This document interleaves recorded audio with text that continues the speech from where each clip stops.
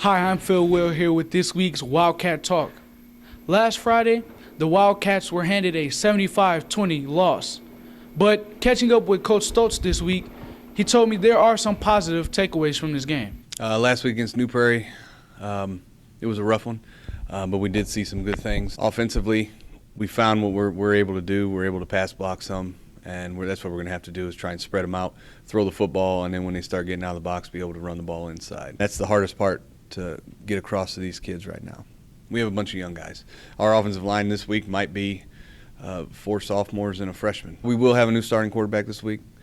Trevor, he played pretty much the whole second half last week, and he did some good things. Drove the ball down the field, threw some good passes.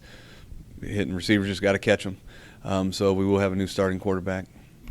You heard it here first from Wildcats head coach Brian Stoltz. Now my co-host Brandon Stevens has more with the new starting quarterback.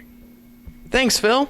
This week I got the amazing opportunity to catch up with Riley Wildcat new starting quarterback Trevor Tumack, and he told me about his new role on the team. Just keep a positive attitude with our offense. If I have to throw it short, I'll throw it short. It's better than an interception or a turnover or anything, and just do something to get yards every play. We have multiple reps with each other in practice the last 2 weeks or so, so I'm very comfortable with them. With a special guest to this week's episode of Wildcat Talk, I got the chance to sit down with Riley's athletic director, Miss Doan. She caught us up on all the other fall sports. Actually, boys tennis last night won their first match of sectionals. They beat Washington, and tonight they will play St. Joe in the sectional championship. Our boys soccer team finished up conference play last night in an overtime game that went all the way to PKs, and they came out victorious. Volleyball still has a few weeks left before sectionals. They have a new coach, so things have been going pretty well. They've won, I think they're 4-4 now in the conference, and they take on Marion tonight. Cross country this weekend is their last regular season meet.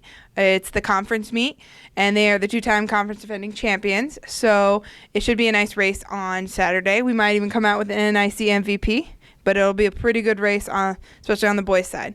That concludes this week's episode of Wildcat Talk.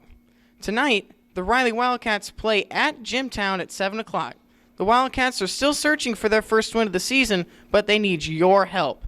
Thank you for tuning in to this week's episode. We'll see you next Friday.